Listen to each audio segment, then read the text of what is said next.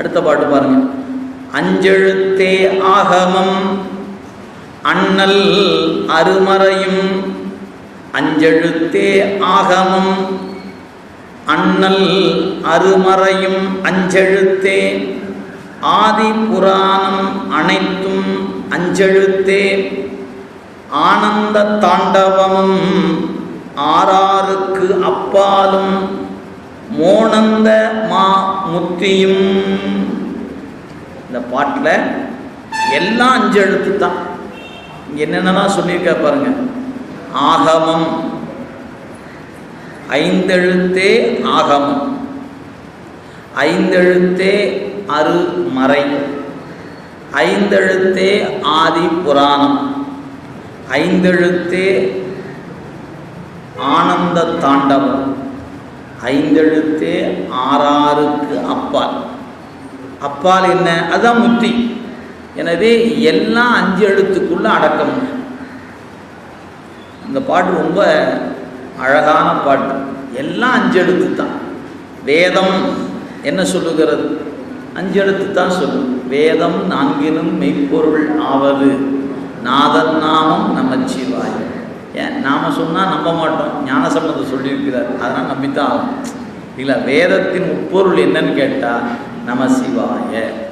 அவர் சொன்னார், வேதம் நான்கினும் மெய்ப்பொருளாவது நாதன் நாமம் நமச்சிவாய. இது ஞானசம்பந்த தேவாரம்.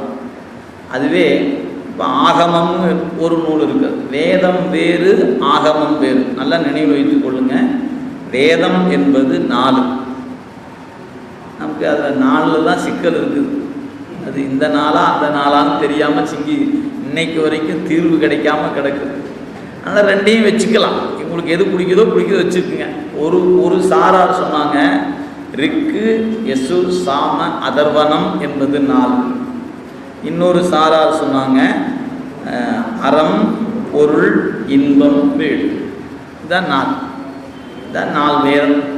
இந்த 4 வேதம் என்பதில் சிக்கல் இல்லை. யாரும் 5 வேதம்னு சொல்லலை, 4 வேதம் தான் சொன்னாங்க. ஆனால் எது 4 வேதம் என்பதில் சிக்கல் இருக்கிறது. அதை தீர்மானிக்கிற பக்குவம் உங்கள்கிட்டே விட்டுடலாம்.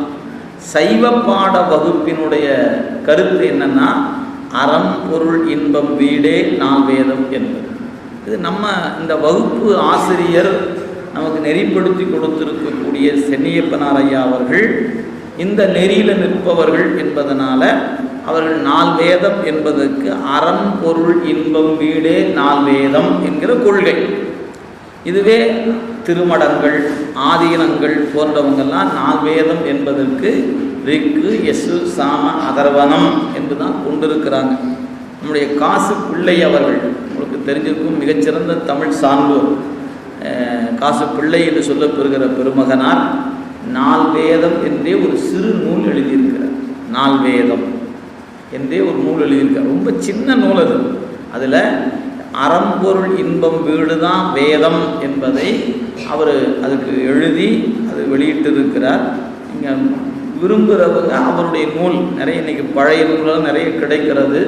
4 வேதம் என்பதற்கு காசு பிள்ளை அவர்களுடைய நூலில் பார்த்து விரிவு தெரிந்து கொள்ளலாம். எனவே 4 வேதம். எனவே 4 வேதத்தின் பொருள் என்னன்னு கேட்டால் நமசிவாய. அடுத்து